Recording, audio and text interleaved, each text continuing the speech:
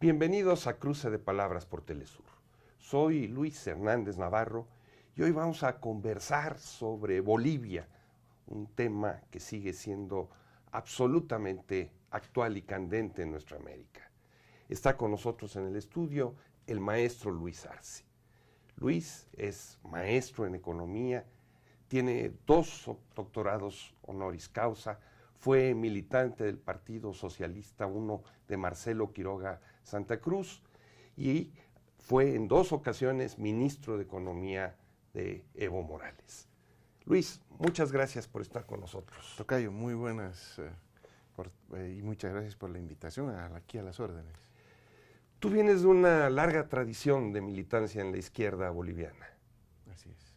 Del Partido Socialista 1, que jugó un papel fundamental en preparar lo que después iba a ser el triunfo del MAS. Bueno, en realidad desde muy joven, 13, 14 años, ya tenía lecturas de Marx, de la izquierda, empecé a diferenciar las políticas y por supuesto luego de escuchar un discurso en la calle de Marcelo Quiroga Santa Cruz, en ese momento líder del Partido Socialista 1, por supuesto que me hice, coincidimos en las ideas y me hice militante del Partido Socialista 1 allá en Bolivia. ¿Y cómo es que te incorporas después a la administración del presidente Evo Morales? Bueno, es una historia muy interesante. Milité, vino el año 1985 las políticas neoliberales en Bolivia. Desmantelaron el sindicalismo, desmantelaron las fuerzas populares en Bolivia e inclusive hay muchos compañeros del Partido Socialista 1 y de otros partidos de izquierda que se fueron hacia el neoliberalismo, se hicieron seducir por el neoliberalismo. Pero vimos unos cuantos locos ahí, militantes del Partido Socialista 1, que no nos dejamos convencer, que empezamos el año 1999 a estructurar un grupo que se llamaba el Grupo Duende. Duende. Nos reuníamos ahí los días miércoles, rotábamos en la casa de cada uno de los compañeros y ahí discutíamos, ¿no? Discutíamos no solamente temas económicos, políticos, discutíamos de todo, éramos ex militantes del Partido Socialista 1, que estábamos todavía en la pelea ideológica de mantenernos en la izquierda y una izquierda crítica, por supuesto, al neoliberalismo y tratando de buscar qué viene después de esto, ¿no? Del neoliberalismo. Y aquí viene lo interesante, nosotros nos empezamos a reunir poco después que salió el libro justamente de Fukuyama, El fin de la historia. De la historia. ¿No? Donde decía que bueno, esto ya es lo último. Con la caída del bloque soviético se acabó la historia. Ahí está, ¿no? Entonces nosotros nos preguntamos, bueno, ¿y qué viene? ¿Qué viene después? ¿Será cierto eso? Y todo lo que hemos leído, todo el materialismo histórico que nosotros aplicábamos en nuestras lecturas, ¿será posible que no, que se muera ahí ante semejante A las librerías de viejo. Entonces empezamos ahí a discutir lo que podría venir y ahí empezamos en realidad en mi caso a construir un modelo económico alternativo al modelo neoliberal, que es al final el que pusimos en práctica a partir del año 2006 con el presidente Evo, que lo hemos denominado junto con Carlos Villegas, que nos acompañaba en la redacción del programa de gobierno, ¿no? Y es coautor, por supuesto, yo siempre lo destaco, del modelo económico, social, comunitario y productivo, que es el que hemos aplicado en Bolivia en sustitución al modelo neoliberal, ¿no? Y con resultados muy, muy buenos, que hoy el gobierno de facto de la señora Áñez lo está desmantelando y está volviendo a aplicar políticas neoliberales. Entonces, nosotros estábamos discutiendo en ese grupo este tipo de ideas, de qué cosas pueden salir, y a ese grupo solíamos invitar a personalidades de izquierda que sabíamos que todavía se mantenían y que en el grupo los invitábamos para discutir con ellos sus posiciones, sus posturas, en fin. Había gente en Bolivia como Álvaro García Linera, como Raúl Prada, que lo hemos invitado varias veces, a Luis Tapia, en fin, mucha gente de la izquierda que se mantenía en ese momento muy crítico al El modelo Grupo Comuna. El Grupo Comuna, todos, nos invitábamos a... Sí, todos. Estábamos ahí, estábamos en el mismo club en realidad, solo que en diferentes grupos, tratando de hacer las cosas de diferente manera. Y bueno, ahí lo conocimos personalmente a Álvaro García, que posteriormente con él tuvimos una reunión cuando ya estaba lanzada la campaña para Evo el año 2005. Se lanzó la campaña y nosotros nos fuimos a proponer para contribuir, para apoyar en la campaña del presidente Evo, en ese entonces candidato a la presidencia. Y encontramos cosas interesantes porque Álvaro nos empezó a dividir. Bueno, tú eres economista, me dijo, ¿lo conoces a Carlos Villegas? Por supuesto, yo a Carlos Villegas lo conocía desde muy joven. Mira, la casualidad, Carlos Villegas fue tribunal de mi tesis de licenciatura en la universidad.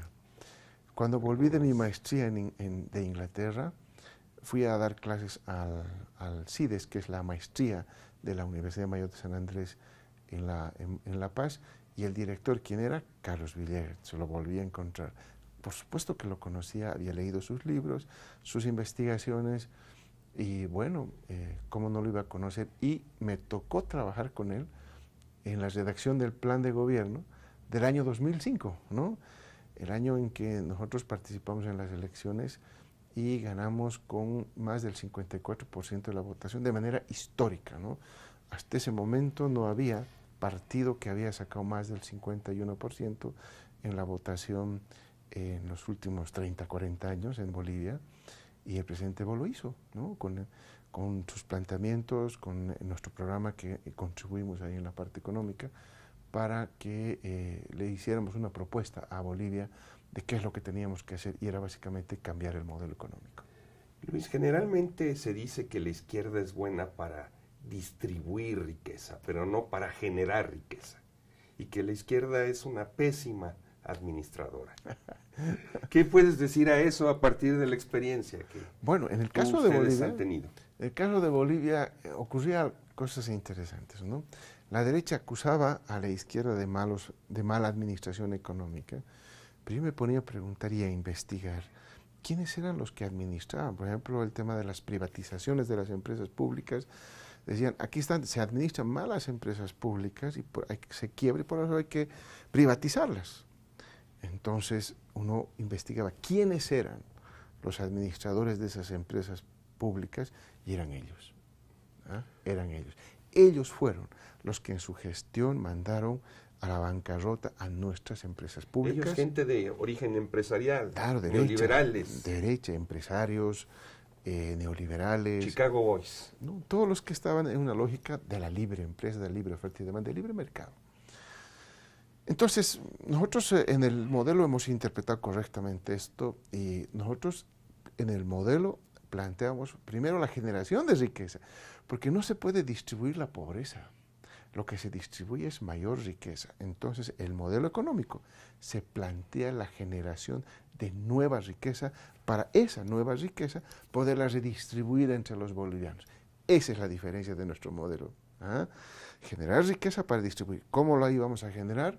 Ya el presidente Evo lo decía en la campaña: nacionalización de hidrocarburos, en fin, generar los recursos naturales, la apropiación de los bolivianos de los recursos naturales y no de las empresas transnacionales.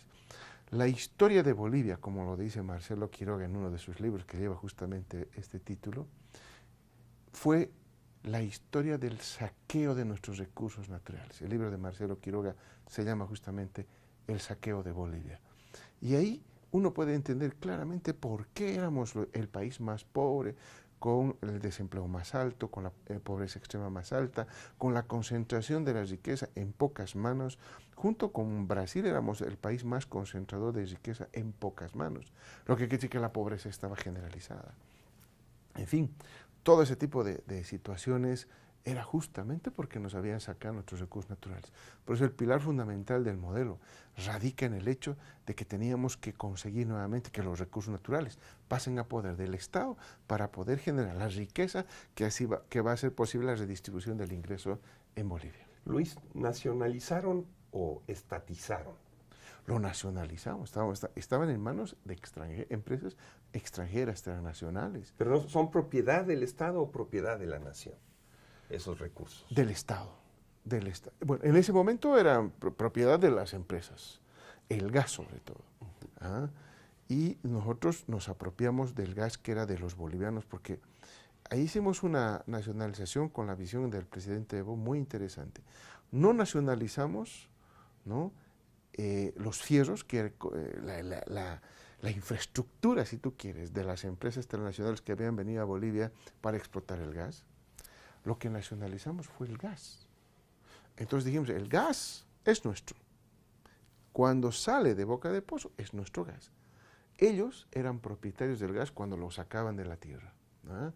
Y ellos hacían lo que querían, lo comercializaban, decidían a quién vender, cuánto vender, a qué precio vender, todo lo decidían ellos. Y de ahí pagaban el 18% de regalía al Estado boliviano y se quedaban con el 82% del negocio. Cuando nacionalizamos, no nacionalizamos las instituciones, porque Bolivia tiene también, como México, larga tradición de nacionalizaciones, y ahí nosotros diferenciamos esta nacionalización, no les quitamos la infraestructura que ellos tenían, sino simplemente dijimos el gas, que está en el subsuelo, y que cuando sale también es nuestro gas, y ahí nosotros decidimos a quién comercializamos, quién explota, quién determina el precio, y todo eso nosotros lo hicimos.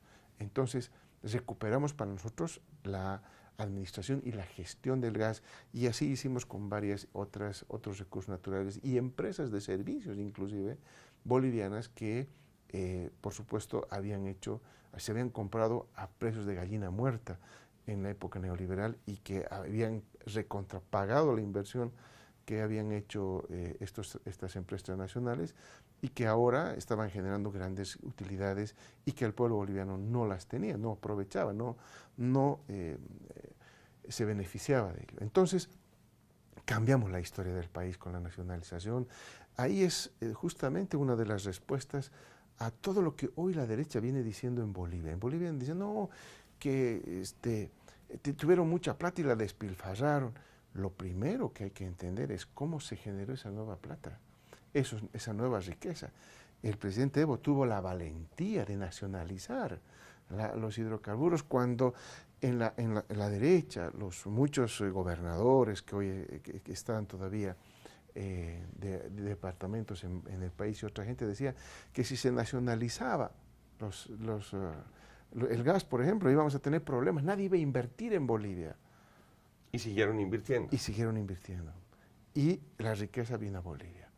Y entonces, una de las respuestas de por qué se aprovecharon, se beneficiaron de los precios altos, imagínense, si no hubiésemos nacionalizado y los precios hubiesen subido, ¿quién se hubiera aprovechado de esa nueva riqueza generada por los precios? Las empresas transnacionales, es lo que no dice la derecha. En cambio, nosotros decimos, nosotros nos aprovechamos, sí, pero porque tomamos la decisión de nacionalizar, no fue un hecho del Espíritu Santo. Aquí hubo una política que se implementó previamente, y eso explica por qué generamos más ingresos al país. ¿Regresamos en un momento con el Espíritu Santo? Claro que sí. No se vayan, continuamos.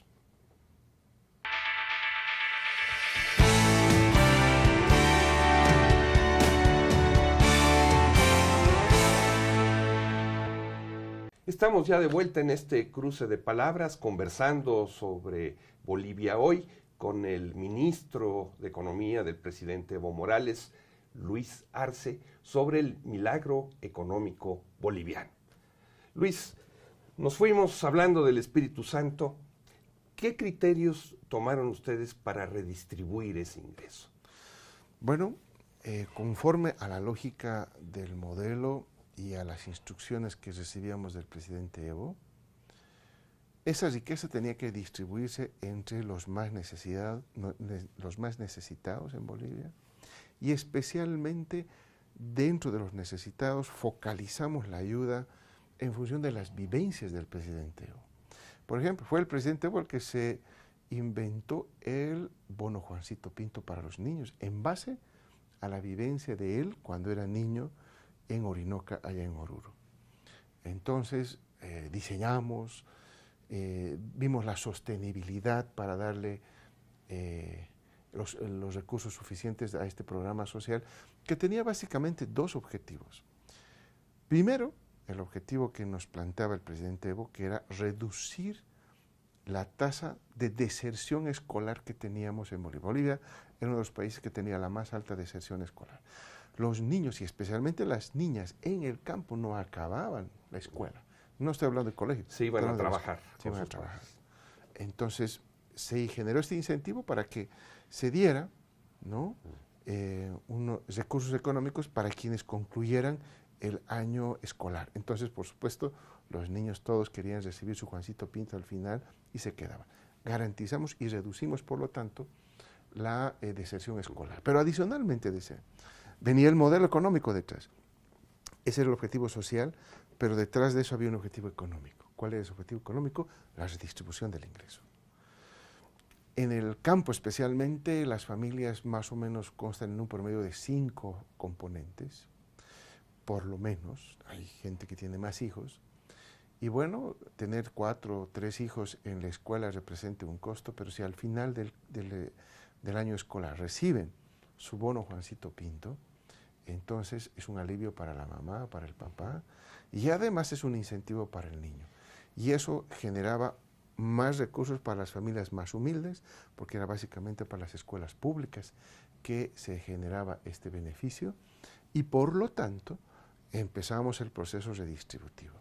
Luego vendrán nuestros abuelitos, los viejitos, que también olvidados, especialmente aquellos en el campo donde no había jubilación, porque no aportaban y no recibían su renta de jubilación. Entonces hicimos una renta universal de los recursos de los hidrocarburos. Generamos los suficientes para dar una renta a todos los bolivianos. Es decir, que todos los bolivianos se beneficien de nuestros propios recursos naturales. Y entre ellos, por supuesto, los más beneficiados eran nuestros abuelitos del campo, que trabajaban duro durante toda su vida útil y que al final de su vida útil ya no podían trabajar y que ya no podían recibir nada. Entonces vino este beneficio y nuevamente fue otro proceso redistributivo del ingreso. Y se propusieron cambiar el proceso productivo, no depender solo de los hidrocarburos. Claro que sí. ¿Y lo lograron? En parte sí, y en parte estaba pues en pleno proceso que no sé en qué quedará con este gobierno de facto. ¿Por qué? Porque estaba el tema del litio, ¿no?, la industrialización del litio, no solamente. Ya la gasolina del futuro, el petróleo del futuro. Ya estábamos produciendo litio, el carbonato de litio, y estábamos produciendo cloruro de potasio y carbonato de litio, que son las dos cosas que logramos producir, y de ahí ya venía el paso de la industrialización. Se tenía ya conversado con una empresa alemana la industrialización con mercado asegurado para nuestro litio, y vino ahí el comité potosinista, que es un comité que después participó, el señor Pumari participó con el señor Camacho del golpe de Estado que sufrimos el pasado mes de noviembre. Entonces, ahí se tuvo que retroceder porque los ánimos estaban caldeados, porque se estaba planteando modificar las condiciones con la empresa alemana. Y entonces se paró eso. Todo un proceso de industrialización acordado por una cuestión política se tuvo que parar. Pero estaba ahí, estuvimos avanzando. También el proceso de industrialización del Mutún, que tiene que ver con hierro. Bolivia, mire, hasta todos estos años, estamos hablando del siglo XXI ya, ¿verdad? Y no habíamos entrado a la siderurgia. Bolivia tiene un recurso muy importante de hierro que nunca lo habían utilizado. Entonces, con el presidente ya habíamos hecho gestiones para que se genere la industrialización del hierro del Mutún. Bolivia iba a entrar en la siderurgia.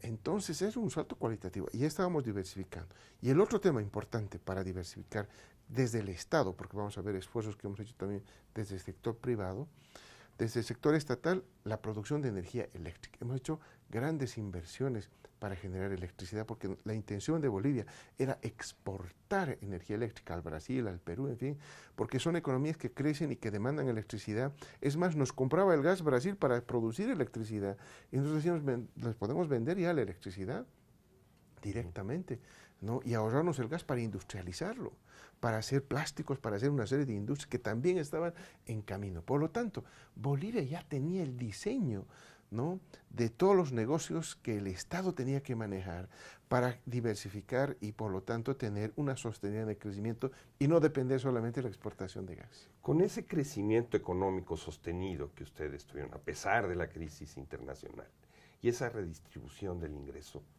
¿cómo explicarnos el golpe de Estado? Bueno, muy sencillo. Aquí la respuesta es que la economía ha demostrado que no es suficiente para garantizar un proceso revolucionario. Hacen falta factores subjetivos. A la Lenin, ¿no?, a la Lenin, que se necesita factores objetivos y subjetivos. Los factores subjetivos no pueden estar dados ahí porque la economía marcha bien. Pero donde estuvimos con problemas es en la parte de las condiciones subjetivas. No se trabajó lo suficiente en los jóvenes, en hacerles ver el proceso, la transformación que estábamos haciendo. Se descuidó a las Fuerzas Armadas y a la policía, que de pronto fueron muy susceptibles a dinero, porque está claro, luego de un video que hoy ha circulado, que es público, donde el señor Camacho claramente dice que su papá había ido a conversar, dice, con los militares y policías y había acordado con ellos, lo que claramente determina que sí hubo un golpe de Estado perpetrado para el gobierno del presidente Evo, ¿no?, porque fue premeditado, fue un arreglo, inclusive claramente monetario, con policías y con fuerzas armadas, para que se dieran la vuelta en el momento en que se organizaban revueltas desde los comités cívicos. Por lo tanto, fue armado, y eso de armar es un golpe de Estado. No puede tener otro nombre ese hecho que ha salido a la luz pública. Es un video que no me estoy inventando, no creo que el señor Camacho sea masista, ¿no es cierto? Él ha hablado en ese video clarito que fue su padre el que fue a hablar con Fuerzas Armadas y Policía. Entonces no tuvimos unas Fuerzas Armadas revolucionarias, una policía revolucionaria. Teníamos Fuerzas Armadas y una policía todavía con la mente retrógrada de recibir dinero antes que velar por hacer las cosas bien para la gente. Es preferible, en esa lógica de ellos, ¿verdad?, cuidar el bolsillo propio que cuidar de la gente, de la mayoría de la sociedad. Y eso, lamentablemente, fue uno de los factores. ¿Qué escenario ves tú hacia 2020, Luis? ¿Se realizarán las elecciones? ¿Se privatizarán estas empresas públicas? ¿Insistirá la señora Añez y su coalición en mantenerse en el poder? Bueno, ya está ahí. Vemos claros intentos de alargar este mandato que supuestamente este gobierno de facto estaba solamente con la exclusiva tarea de llamar a las elecciones. Se han dado un plazo de 120 días, donde el propio presidente de la Corte Electoral dijo que sí, eran apretados pero suficientes, pero ahora vemos intenciones de alargarse, de ir un poco más allá, que no, que para mayo, que para agosto recién estaremos entregando el mandato. Fíjense ustedes, ¿no? Está claramente la tendencia ahí, que no había sido solamente el interés de hacer las elecciones y recuperar la democracia, ¿no ve?, sino que hay otras intenciones de hacer persecuciones políticas, juicios, todo lo que estamos viendo es parte de esta lógica para que el MAS entre totalmente mermado, ¿no?, sin capacidad de poder enfrentarles allá cuando ellos decidan llamar a las elecciones. ¿Y tienes idea de quién estuvo detrás de este golpe de Estado? Bueno, para mí queda claro que uno de los intereses, porque todos los golpes tienen una motivación política, pero sobre todo una motivación económica. Y aquí el tema del litio. Ustedes acá han encontrado una buena cantidad de litio y van a ver ustedes cómo empresas extranjeras vienen todo el tiempo a tocar las puertas, porque sabemos que el litio es pues un elemento fundamental en esta época. Y nosotros somos todavía, mientras ustedes no garanticen las reservas, no las certifiquen las reservas, nosotros todavía somos la primera reserva mundial que certificada. Tienen el 70%. Sí, de las reservas mundiales de litio. O sea, somos un jugador. Aun cuando México entre y se ratifique las reservas que tiene, Bolivia va a seguir siendo un fundamental jugador en este negocio del litio. Entonces, ese es un tema. Y detrás, por supuesto, están los Estados Unidos, que están mirando, que han sido los primeros en reconocer, que en dar el respaldo a esta dictadura que estamos en realidad viviendo, en esta supuesta gobierno democrático. Es un gobierno de facto, donde se corretean y se persiguen a dirigentes de movimientos sociales, dirigentes del MAS, exfuncionarios públicos, se los corretea, se los persigue, como en las épocas de la dictadura. Yo me acuerdo, en la década de las dictaduras de los 70, de los 80, eso veíamos, ¿no? Y entonces, por eso yo me atrevo a decir eso, porque yo he sido parte de esos movimientos que hemos sufrido en la persecución de las dictaduras en el año 80. Entonces, yo creo que aquí hay una clara intención de alargar. Hay el respaldo de los Estados Unidos claramente en el golpe de Estado y con intereses muy claros. No vayan a extrañarse que en lugar de una empresa alemana que vaya a hacer la industrialización del litio, estemos viendo una empresa norteamericana o con intereses norteamericanos detrás, porque está claro. Y así va a ocurrir lo mismo con nuestras empresas eléctricas, con nuestras empresas de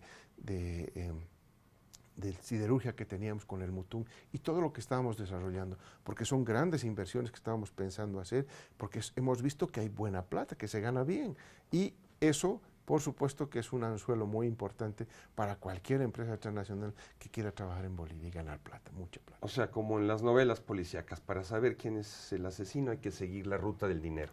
Así es. Luis, muchísimas gracias Un placer. por compartir con nosotros toda esta visión tan interesante. Lástima que se nos acabe el tiempo. Y ustedes, amigos, amigas, muchas gracias por su amable compañía el día de hoy.